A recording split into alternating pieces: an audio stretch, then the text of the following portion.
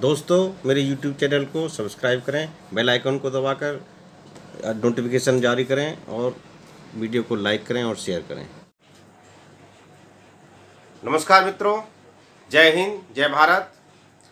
मैं दीपक गौड़, राष्ट्रीय अध्यक्ष सवर्ण आंदोलन समिति। साथियों, आज एक बहुत ही महत्वपूर्ण मुद्दे को लेकर मैं आपके बीच आया हूं। अभी कल ही आसाम की जो सरकार है उसने एक जनसंख्या नियंत्रण कानून लागू करने की बात कही है। मैं टेलीविज़न पर देख रहा था। बहुत ही अच्छी बात है, जनसंख्या नियंत्रण कानून आना चाहिए और मैं तो कहता हूं कि केंद्र सरकार द्वारा ही लागू करना चाहिए, क्योंकि जनसंख्या पॉपुलेशन बढ़ती जा रहा है। लेकिन साथियों, इसमें एक बड़ी ही ताज्जुब करने वाली बात यह है कि सरकारें हर जगह कोई नीति होती है, कोई कानून होता है, हर जगह वो अपना वोट बैंक की जो राजनीति है उसको करते हैं। एक्चुअल में कानून लागू करने से इनका कोई मतलब नहीं है। अब जब जनसंख्या नियंत्रण कानून की बात है तो बच्चे पैदा करने में कौन सा आरक्षण होता है, ये मेरी समझ में नहीं आया। आसाम सरकार के अनुसार जनसंख्या नियंत्रण कानून में SC ST यानी कि अनुसूचित जाति और जनजाति के लोगों को छूट दी जा रही है। यानी कि जो जनरल कैटेगरी से है, सामान्य वर्ग से, और जो OBC अदर बैकवर्ड कास्ट जिसको पिछड़ा वर्ग कहते हैं, उनके ऊपर तो कानून लागू होगा, लेकिन SC ST उनके ऊपर यह कानून लागू नहीं होगा। सरकार कहती है कि भाई जो जनरल वाले हैं, जो OBC वाले हैं, वो अगर 2 बच्चे से ज़्यादा उनके होते हैं तो उनको सरकारी नौकरी और अन्य सरकारी सुविधाएं नहीं मिलेंगी। लेकिन दूसरी तरफ अगर कोई SC ST वर्ग से संबंध रखता है तो वो चाहे 10 बच्चे पैदा कर ले, 8 कर ले, उसकी मर्जी जितने करे, उसके ऊपर कोई भी कानून ये जनसंख्या नियंत्रण का लागू नहीं होगा। अब आप बताओ, मैं पूछना चाहता हूं इस देश की सरकार से, इन राज्य सरकारों से, कि ये किस तरह का कानून आप लागू कर रहे हैं। मैं पीछे, ये पहली बार नहीं हो रहा कि आसाम सरकार कोई कानून बना रही है और वो लागू कर रही है और उसमें SC ST एक्ट का, इसका लोगों का आरक्षण है या उनको उसमें छूट दी जा रही है। मैं ऐसे कई उदाहरण आपको बता सकता हूं। पीछे जब लोकपाल बिल लागू हुआ तो उस टाइम पे कांग्रेस की गवर्नमेंट थी। कांग्रेस की गवर्नमेंट ने भी लोकपाल में भी आरक्षण कर दिया था। अब भ्रष्टाचार के विरोध में लोकपाल आया और लोकपाल में आरक्षण आ गया।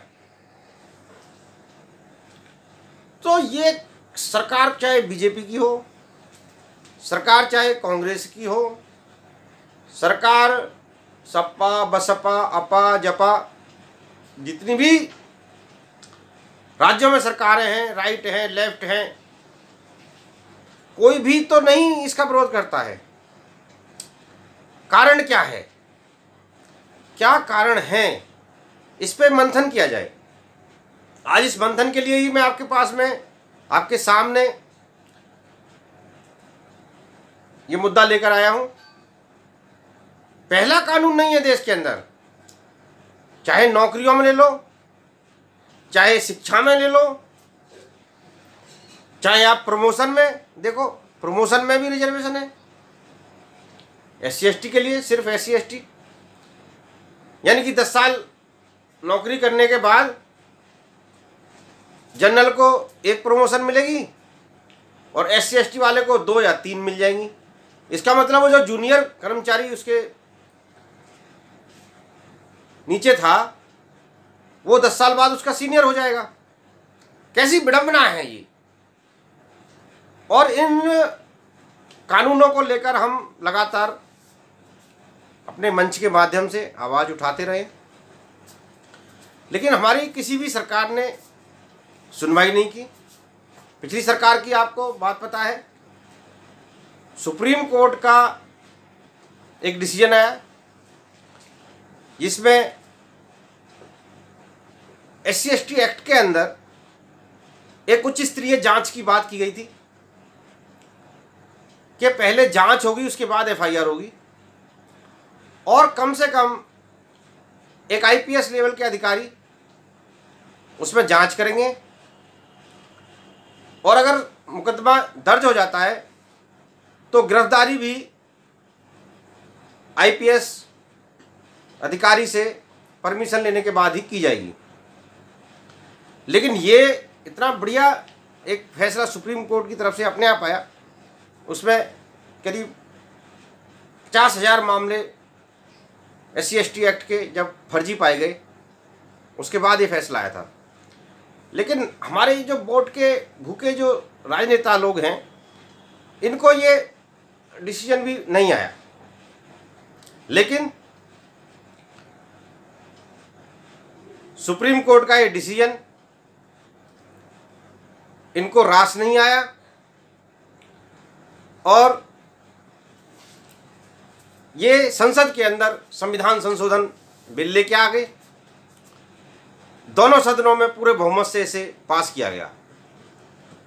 बिल बीजेपी लेकर आई और कांग्रेस सहित जितने तमाम राजनीतिक दल हैं सब ने इसको पूरे बहुमत से लोकसभा और राज्यसभा में पास कर दिया। साथियों, विडंबना ये है कि क्यों ऐसा ये हो रहा है। अब अगर मैं अपना विश्लेषण कहूं तो ये सिर्फ एक वोट बैंक की राजनीति है, एक गठजोड़ है इन दोनों लोगों का।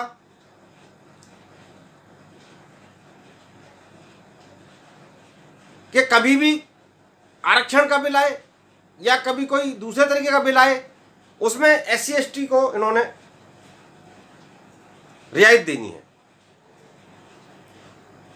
उसका सिर्फ और सिर्फ एक ही कारण है और वो है वोट बैंक। वोट बैंक मतलब जो वोट संगठित उन लोगों का जाता है, मैं किसी पार्टी का नाम नहीं लेना चाहता, लेकिन एक ऐसी पार्टी है जिसके लिए SC ST का वोट 50, 60, 70% पोल होता है, और उसी वोट बैंक को तोड़ने के लिए बीजेपी, कांग्रेस सहित सभी पार्टियां उसको SC ST को मनाने में या उनको नाराज नहीं करना चाहते जुटी रहती हैं। अब इसका विश्लेषण में एक चीज आती है, क्या है इसका तोड़, क्या है राजनीतिक तोड़ है इसका राजनीतिक विकल्प मात्र। हम आपको समय समय पर कई माध्यमों से कहते रहे हैं, साथियों ये जो बिल सरकार लेकर आती है ये सिर्फ वोट बैंक की नीति है। इसमें जनरल कैटेगरी को दबाने का काम किया जाता है, सवर्णों को दबाने का काम किया जाता है, और इस तरह के कानून जब तक पास होते रहेंगे जब तक हम लोग संगठित नहीं होंगे।